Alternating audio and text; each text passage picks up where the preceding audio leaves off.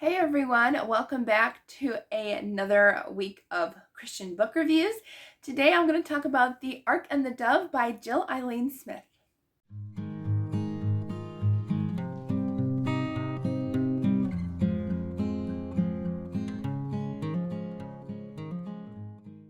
So I just wanted to say I really had a good time with this book, reading wise and creativity wise. I went with my distress ink and I had such a wonderful time creating God's rainbow on this book. It was such a good time doing that, and probably my favorite memory coming from this book was that it was my very first time painting the book spines. And what better time to do it really is doing God's rainbow. So how cool is that? Anyway, so I just finished The Ark and the Dove. I actually listened to the audio, which I also really enjoyed.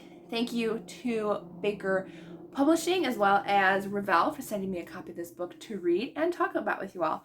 So this one, Jill Eileen Smith talks. I do want to say I love how her past few books have been, where I don't honestly remember like the first couple that I read of Jill Eileen Smith. I used to binge read her books when I was in my early 20s. And so from what I'm remembering, her earlier books were just like the one person. It only spanned like maybe a few years from what I'm remembering. But lately, her books have been multi-generational, and I really like that. Or like a longer lifespan, which kind of makes sense because I feel like her most previous books have been based in like very early Old Testament times. So we get to see those longer lives happening.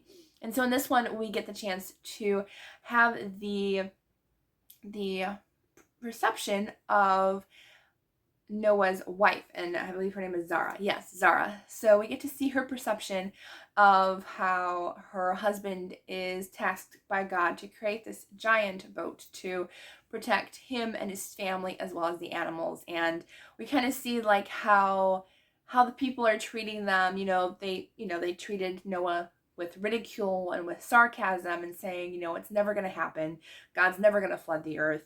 And he continues going on because he knows God has a plan. And it's really scary if you think about it. Like, nobody really like trusted that was going to happen, so they pretty much went about their ways. And and God knew that they would do that. So or people who did believe may have passed on by that point. And so we get to see them, we get to see the animals go on the boat, we get to see their interactions during the flood. We get to see like how kind of like there's these like little feuds going on between family members, because it's true, you're kind of stuck on a boat, or like you could be newly wedded because like they didn't have any children going on the ark. Noah and Zara's children were married, but they had no children of their own. So there's kind of a little bit of feuding here and there. And then you get to see as the land dries up and they go off and they start to populate the earth again, how that kind of influences a few other biblical events, which I won't spoil anything, but it influences a couple other biblical events that happen. And that's why I like biblical fiction like this, because it gets you to want to go back into those stories and look up those stories again in the Bible and be like, wow, like I totally forgot that happened. Or I was like, yeah, like I remember that happening and I didn't remember like the timeline or something like that. So I really liked it, really enjoyed it.